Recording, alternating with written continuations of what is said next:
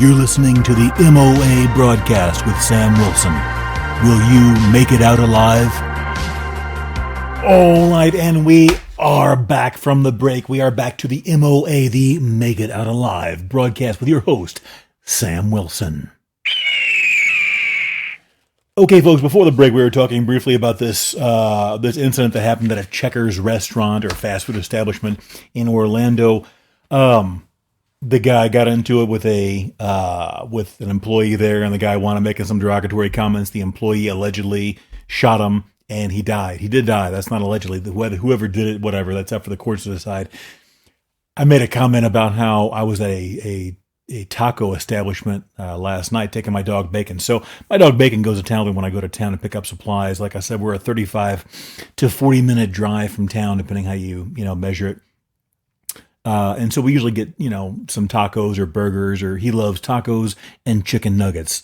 Bacon he's an English pointer, beautiful dog. Everybody loves him wherever we go. They know him by name at the grocery stores. He goes in with me and so forth. So anyway, some people have bizarre reactions to things they don't like or don't understand. My whole life, I was always taught, if it's none of your business, then leave it alone. Shut up, mind your own business, and get on your way. Some people are taught, apparently, or they've learned the exact opposite. So anyway, very briefly, I don't want to make this a thing. It was just kind of, mildly funny. But some lady, she made some derogatory comments. I don't know why to this day. Some people do this. A couple of months ago, I was in a grocery store with my dog, and some lady didn't like the fact that he was sniffing her kids. He is an extremely friendly dog. He didn't touch her kids, but they were walking up to him and wanted to pet him. And so he was just sniffing the kids. And this lady literally walked over and tried to kick my dog right in front of me and all these people inside this grocery store. And she started cursing at him. And so, of course, I just pulled my dog away. We packed up our stuff and got out of there. I just typically leave. But this lady at Jack in the Box, or the fast food establishment last night or yesterday, she, I guess, rubbed me the wrong way. And so I made some comment about Shamu, and she was a fairly large lady, and looks like she probably spent a lot of time.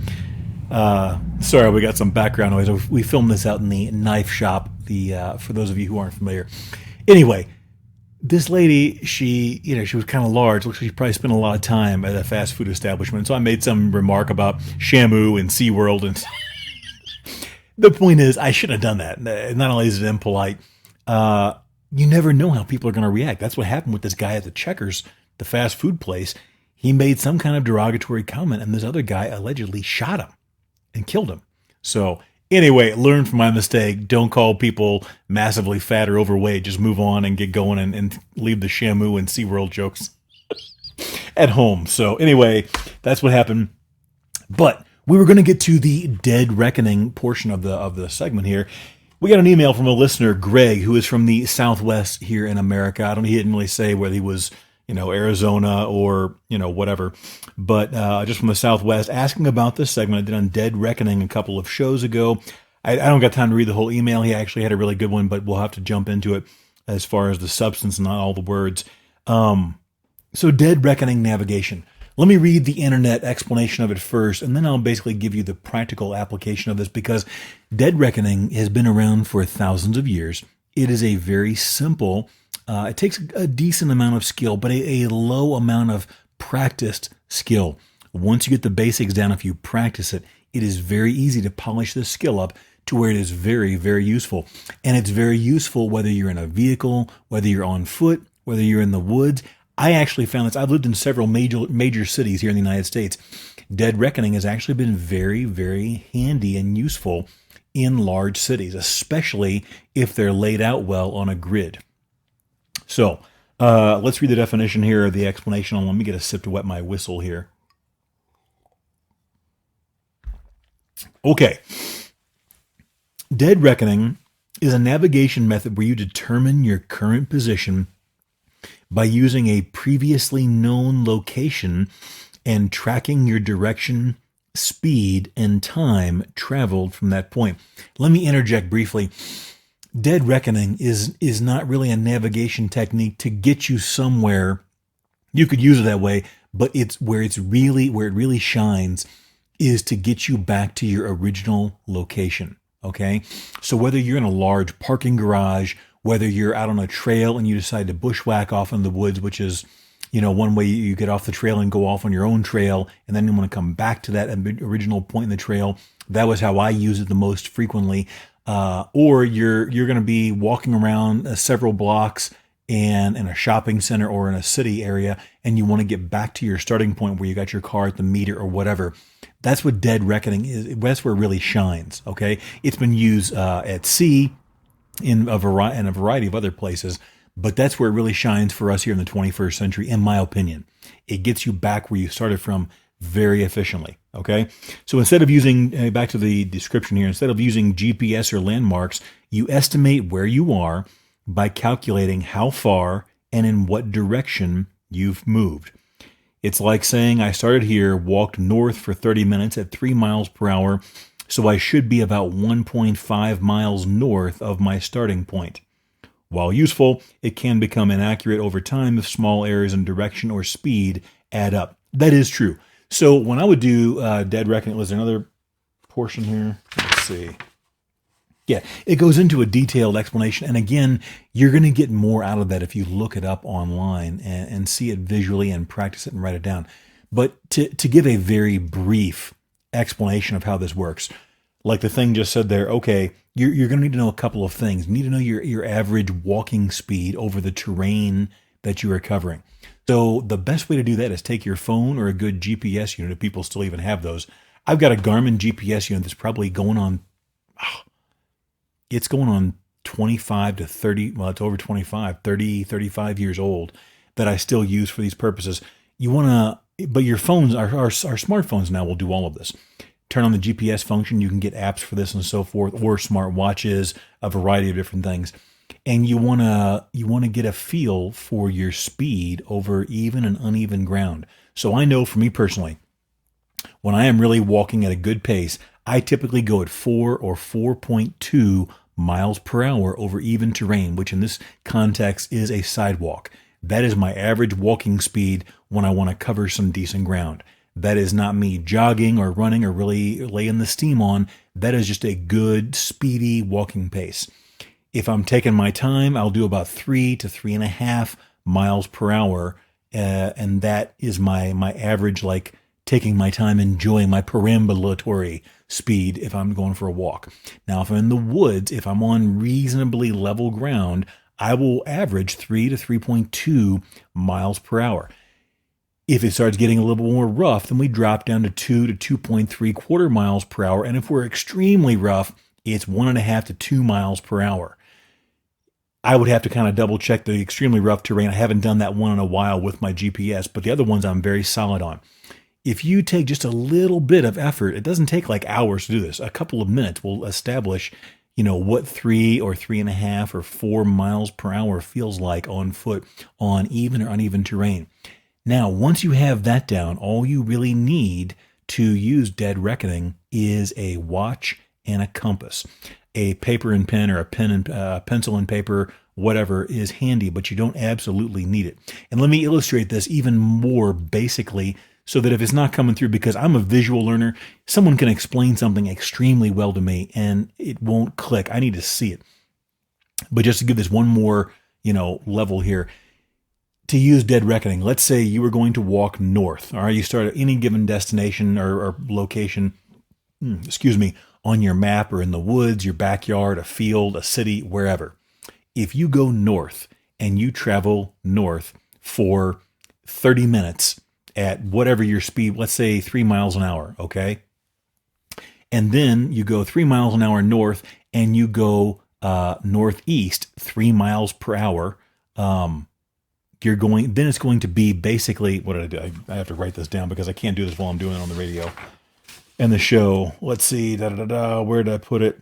Here we go. This is an easier way of breaking it down. If you walk north for 30 minutes and then turn due east and walk for 30 minutes, maintaining a constant speed, to get back to your starting point, you would go southwest for 30 minutes. I was on the right track. I just got lost in the numbers there. I got the computer going. I got the software going for the voice and everything else. And I'm talking into a camera and yada, yada, yada. So I guess I'm stupid. But that's it. If you go north for 30 minutes and then you go east for 30 minutes. Look at that, up and then to the right to get it. And if you stop right there and go, okay, now I want to go back to my original starting point, you would go southwest for 30 minutes and you would wind up being right back at your starting point. So basically you made a triangle, north, straight up to the right, and then you went down and to the left, right back to your starting point. Does that make sense? Okay. Now where this comes in handy is when I would go hiking, or when I would go in this, New York is a perfect example of this. Certain parts of Manhattan are an absolute perfect grid, and Dead Reckoning worked extremely well. I would keep a little button compass on my watch chain, or my keychain, and I would be able to use that and navigate and do all kinds of navigation with nothing more than a little button compass. Because when I lived in New York, this is going back a while. This was before GPS. If you want to know how far back this goes, I actually bought a Palm Pilot. So those of us who are old timers now, I guess, I bought a Palm Pilot when Palm Pilots were still a thing. And I had the GPS attachment, which was this big, gigantic, by today's standards, the whole thing was about 1.5 times the size of a current smartphone. And you would snap on this GPS attachment and you could download the streets and the maps of certain cities and so forth and all this. Anyways, I'm getting off track, but if you remember the Apple Newton, that was like the next evolution of a Palm Pilot, different company, different product, but it was the same basic thing. They were products that in a way were just kind of too far ahead of their time. Fantastic ideas, but the technology just wasn't there. And then when the smartphone came along, it eclipsed all of it. So anyway, where I use this the most outside of like cities, when I would go for a hike, I got tired of taking the same basic trails that everybody else would take, because in a lot of these hiking trails I would go on, they were crowded. So I would go in like maybe a mile or two, or 3, so that I was deeper into the park, or the BLM and Bureau of Land Management, National Land, so forth. And then I would just strike off on my own and do what's called bushwhacking. Bushwhacking just means you're walking off the established trail and going through the bushes and the weeds and so forth. You have to drop your speed a little bit, but you're not going to encounter people because you're literally in the middle of nowhere. Okay. The trails go a certain predetermined area. Most people, they're scared to death to get off trails. They have no idea what they're doing. And so they stick to the trails. I would get off, but at some point you have to get back to the trail to know how to get back to your car or wherever you're going, the trailhead, wherever. So that's where Dead Reckoning came in handy. I would go and I would practice this. And, again, this is probably nerding out. If you don't like this kind of stuff, this may not be interesting to you, but it was a big deal to me, especially when I was younger. Before I learned these skills, I was very dedicated. I like to know things, to the maximum amount that I could. And, so I could do it almost in my sleep. I had what are called pace counting beads. I used to sell them on my website, but they're so easy to make. I showed people how to make them. And then somewhere my tutorial got deleted and whatever, but you can look up 100 different places at least on YouTube and so forth, how to make pace counting beads. That helps you to measure your distance. But after you've been doing it a while, you don't even need that. I kept a small piece of paper and a pencil around a lanyard on my chest, around my neck, and I would just keep track of my distance. I went north, for 35 minutes, which winds up being at, 3.2 miles an hour, yada, yada distance. Then I went, northeast, and you keep track of all this. And when you're all done, you draw a little map, and then you just do a little bit of calculation, some very basic math, and you would shoot your azimuth or your line straight back to the trail. And believe it or not, I'm not trying to brag. This is 100% legit. I got it to where after a couple of months of doing this, and then doing it for years after that, but after a couple of months of doing this, you could easily shoot back to within 10 or 15 meters of your original spot of getting off the trail. Now, you do have to be careful, because if you start making cumulative errors in your distance or your time management, they add up. If you're off 5 minutes or 10 minutes or 100 meters or whatever, yards, whatever you use, meters will wind up being a lot easier because it's based on a system of tens. Yards, a mile in America. Okay. So for those of you outside the U.S., a mile is a kilometer is 1,000 meters, right? Extremely easy to work with and break down. We go by a mile in the U.S. A mile is 5,280 feet. Who on earth came up with that? I know this history behind it, but it is one of the most difficult things to remember. If you were to ask the average American, I doubt many of them would know that a mile was 5,280 feet. And I know this because I've asked dozens, if not hundreds of people over the years. I like asking people bizarre questions, not to be weird, but just I'm curious what they know. Not in relation to me to make myself better or worse, but do you know how many ounces in a gallon? Do you know how many quarts in a gallon? How many feet in a mile? How many feet in a meter? So how many pounds in a kilogram? Anyway, if you make some mild miscalculations, those can easily start adding up cumulatively. So you have to be careful. But once you get it down, it's a very handy skill to have, and you will impress, I promise you, more than one person in the backcountry if you wind up using the skill Dead Reckoning to get back to where you started, where you've deviated from the trail, where you got lost, so forth. Because most people, what it really boils down to is the same thing we preach constantly here on the M.O.A. broadcast, which is situational awareness. What Dead Reckoning really boils down to is being mindful of how far you're traveling, how fast, in any given direction, and then making a note, either mentally or on paper, of any deviations from that course. If you do that, you will easily be able to, after several turns and twists and so forth, be able to shoot an azimuth, a straight line, back to your starting point. Whether you're in a city, whether you're out in the woods, whether you're on the water, wherever. And all it really needs is a watch, a piece of paper and a pencil, and even a good quality button compass will do it. So there you go. That's our outdoors portion of the show today. We got a whole bunch of other stuff to hop into, but yeah, the Dead Reckoning is a really neat one. Once you get it down, it's very easy. If you truly learn it, you'll remember it the rest of your life. Very simple. And that we had one other message. I didn't get it. Was a message on Patreon. That's where I shared the story about the orca lady at Jack in the Box and so forth. A lot of good interaction there. So here's an interesting thing. People don't like talking publicly about a lot of things, but they get a lot of private messages on Instagram and TikTok and Patreon and so forth. People like to remain anonymous, and we respect that. I would never give up those names and addresses and so forth. But it's just an interesting thing. A lot of people won't say or comment on a particular, a post or a story or a picture, but they will contact you privately. So anyway, interesting. Feral, excuse me, let me get a sip.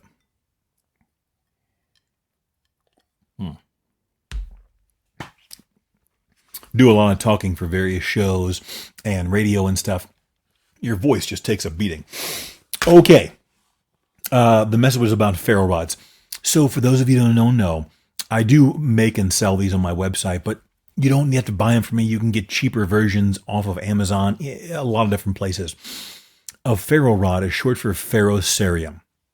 And what it boils down to, it's a metallic rod, usually about 3 to 5 inches long, anywhere from 1/4 to 3/8 of an inch in diameter. Okay, so a little bit bigger than a half a pencil. And if you strike it with something sharp, like the spine of a knife or the edge of a knife or a dedicated striker, it throws a bunch of sparks. Now, people are always like, why do you advocate a ferro rod over matches or a lighter? And I got to keep this brief. We're going to run out of time. The answer is simple. If you have your druthers, as we used to say, I'd rather druthers, for those of you that don't get that, if you're too young, I guess I'm getting old now. Of course, use a lighter or matches to start a fire in the backwoods or your backyard or a barbecue or a beach bonfire, whatever you're doing. The reason ferro rod should be a part of your gear, I don't care where you buy them from. A quality ferro rod should be part of your outdoors gear because unlike matches, unlike a lighter, lighters can freeze, they can get wet and cease to function. You run out of matches. A good 5/16 to 3/8 inch diameter ferro rod will give you thousands of strikes, potentially starting easily hundreds of fires. And it doesn't matter if it gets wet, if it gets frozen, you can wipe it down, defrost it. You know exactly how much life you have left on that rod because after you strike it each time, it shaves a little bit off. But look up, go to YouTube, go to the internet. There's go to gearconvoy.com. There's all kinds of info on how to use ferro rods. That's why, because I've had multiple Bic lighters fail on me. I've had some of the quality, I can't think of the name right now, but there are several different quality piezoelectric and these little jet lighters I've had fail on me. Of course, use your lighter and matches as your first line of defense or your first, whatever, to strike a fire, to light a fire. but the ferro rod should be your ultimate backup, and you should know how to use it. We've gone over that in other shows. We'll do it again, but now we got to move on. So that's the thing on ferro rods. Okay, lab-grown salmon. Do you want to eat sushi that was grown in a bioreactor? Okay, here we go. We go to the New York Post for this story. Lab-grown salmon is now FDA approved. Here's why this one restaurant is putting it on the menu. Okay, San Francisco cellular agriculture company Wild Type is the latest company to get FDA approval for its lab-grown salmon. Only 3 other companies have gotten the stamp of approval to sell cultivated salmon so far. The company made waves in the food and culinary sectors after announcing that its hero product, Saku Salmon, got approved in a thorough pre-market safety consultation. So very briefly, we've covered multiple times the lab-grown or the lab-cultured meat and so chicken nuggets. We had a couple episodes ago, they were growing chicken nuggets in the lab. This is where they basically take a piece of the cellular tissue of an animal, put it in what's called a bioreactor, add some other bullcrap to it, and no offense, these guys that are doing it, I get where they're coming from. This is an emerging market, a lot of money to be made. I don't disrespect that at all. I don't want to eat it, but other people seem to have no problem, so good for them. And probably not bad for you. I don't know. I find that hard to believe, but that's my personal thoughts. Good for them, though. But now they're able to grow salmon in this bioreactor or whatever it's called in this case. Curious people can find the fish on the menu at Why am I not surprised? Portland, Oregon, a restaurant Can, and I want to no disrespect the restaurant Kann Can. Give them their shout out, a James Beard award-winning Haitian spot by Chef Gregory Gourdet. Hope I'm pronouncing that right. No disrespect at all, sir. For June, the cultured salmon will only grace the menu every Thursday night, but in July, it is slated to be a nightly offering. Our saku is sushi grade and best served raw in dishes like sushi, crudo, and ceviche. They explain on their website. We made it for world-class chefs who seek out the distinct flavor and freshness of raw seafood. That just doesn't do it for me, but okay, we move on. According to the FDA, they view lab-grown salmon as safe as comparable foods produced by other methods. The FDA wrote in its public response. I don't even know what that means. They view it as safe as comparable foods produced by... It's a fish. It's not... It's a fish. Do you view... Okay, whatever. I'm not going to argue with the FDA. They do their own thing.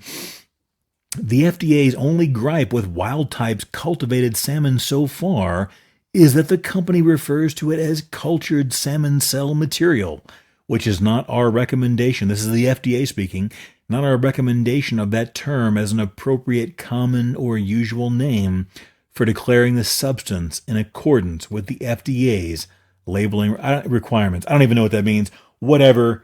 We don't got to go through the process. We've talked about this before. They grow it. They take salmon cells or meat cells and they grow it in a bioreactor. I guess the whole point here with the salmon is to get away from the mercury and the other stuff that's found in wild salmon, which I get in mercury is a problem in the water. I don't know that I want to jump right into eating lab-grown fish, though, to fix that particular problem. The Washington State Department of Health says farmed salmon can sometimes be exposed to organic contaminants and pests like sea lice, more often than wild-caught salmon, but rest assured, most of the salmon available for us to eat is farmed. So, I don't really know how that fits into the story, but they shoehorned it in there. Synthetic salmon hasn't hit the grocery store shelves just yet, but given cultural interest in plant-based, meatless, and lab-grown products, that day seems to be just around the corner. Guys, we've been eating fish, cattle, pork, and chickens for a very long time. Me speaking for myself only, why would we want to change that for something grown in a laboratory? You do you, and if it works out, I'm happy for you. I really am. I don't wish the worst on anybody. I don't think that's for me, though. You want to talk about Cooking something at home that's good, though. I got a brief second to shoehorn this in here and wedge it in. During the break, I went out there, and I've mentioned this before. I've got a couple of black stray cats, beautiful little kitties. One's a short hair, one's a floofy. It looks almost like a distant relative of a Maine Coon, these kitties that come on my house. I'm a sucker. I'm a loser. I feed them. I give them whatever they want. They know they've got me bent around their paw, and I do whatever they want. Anyways, if you ever want to feed your kitty cats, if you've got dogs tend to love this too. Give them scrambled eggs. My dog, these cats, pretty much any predatory animal or animal that eats meat, they love scrambled eggs. And I make them, when I make scrambled eggs, look this up on the internet. There's all kinds of ways to do this, but my favorite way is what's called the Michelin star scrambled eggs. You'll see a lot of the famous chefs do this. You do this by cooking the scrambled eggs on high heat for like 30 seconds. You take it off and continue to stir, put it back on high heat. Look it up. There's all kinds of videos. It is delicious. It gives you a very creamy and light, fluffy scrambled egg that is so good. So usually when I make scrambled eggs, I'll add an extra egg or two there for my dog Bacon. And if the kitty cat's out there, Dark Knight and Mr. Floofers, that's what we call them. If they're both, like I said, black cats, they're pitch black cats. Mr. Floofers is obviously the furrier one with the longer hair. They will eat these scrambled eggs up, though. I mean, faster than when I feed them meat. It's crazy. So there you go. Now you know. If you didn't before, cats, dogs, they love scrambled eggs. My dog loves rice, too. When I make like basmati rice, we go with steak or something else, he will eat rice all day long. But we must move on. We go back to, that's right, Florida, folks. Let's see. Where are we at? I got so many papers here. Okay, Florida woman. I'll read the headline and we'll jump right in. A Florida woman fatally stabs partner after machete attack during domestic dispute, police say. This comes to us from ABC Action News out of Lake Wales, Florida. A woman is in the hospital after she was stabbed twice, and she fatally stabbed her partner during a domestic dispute on Thursday. The Lake Wales Police Department, excuse me, one second.